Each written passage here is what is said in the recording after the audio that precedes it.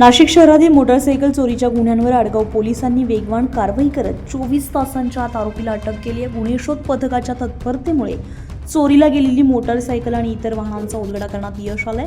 Police आयुक्त Sandeep Karnik, police उपायुक्त परिमंडळ 1च्या मोनिका राऊत आणि सहाय्यक पोलीस आयुक्त पंचवटी विभागाचे शेखर देशमुख यांच्या मार्गदर्शनाखाली वरिष्ठ पोलीस निरीक्षक उमेश पाटील यांनी मोटारसायकल चोरीचे गुन्हे उघडकीस आणण्याचे निर्देश दिलेले होते। आडगाव पोलीस ठाण्यामध्ये दाखल गुन्हा करण्यात आलेला होता। तपोवन परिसरातील लक्ष्मण मंदिराजवळून हँडल लॉक करून उभी केलेली मोटारसायकल अज्ञात इसमाने चोरून नेलेली होती। दरम्यान पोलीस हवालदार दादासाहेब वाघ आणि पोलीस अंमलदार सुमित शिंदे यांना खात्रीशीर माहिती मिळाल्यानंतर गुन्हे शोध पथकानं सापळा रचून संशयिताला ताब्यात घेतलंय। चौकशीमध्ये त्याने आपलं नाव नवीन पुलतू रामपूर मगर, वय वर्ष 21, आडगाव, मूळ राहणार नेपाळ असं सांगितलंय। सखोल चौकशीमध्ये आरोपीने तपोवन परिसरातून मोटारसायकल चोरी केल्याची कबुली दिली आहे। तसेच इतर चोरीच्या मोटारसायकली लपवून ठेवल्याची माहिती दिल्यानुसार पोलिसांनी एकूण 2,70,000 रुपये किमतीचा मुद्देमाल जप्त केला।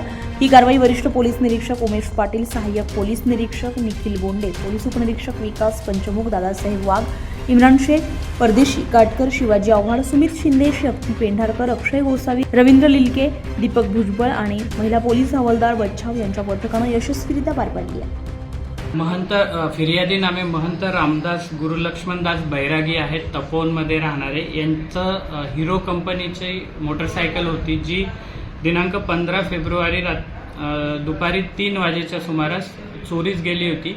तो गुन्हा आपण पोलीस स्टेशनला दाखल करून घेतला। या गुन्ह्यामध्ये आपल्याला एक आरोपी मिळालेला आहे। आरोपीचं नाव आहे नवीन रामपून मगर। हा मूळचा नेपाळी आहे, आपल्या इथे केकेबाब कॉलेजच्या मागे राहतो।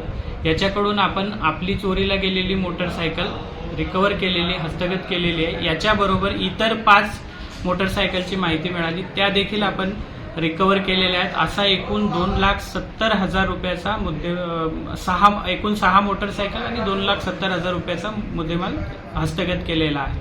अजून त्याच्याकडे पुढील तपास चालू आहे। आज रोजी त्याला कोर्टासमोर हजर करून त्याचा पोलीस कोठडी रिमांड मागत आहोत। तो नेमके मोटरसायकल चोरून काय करतो? मोटरसायकल चोरून विकत असेल हाच तपास करण्यासाठी आपल्याला PCR घ्यायचा आहे।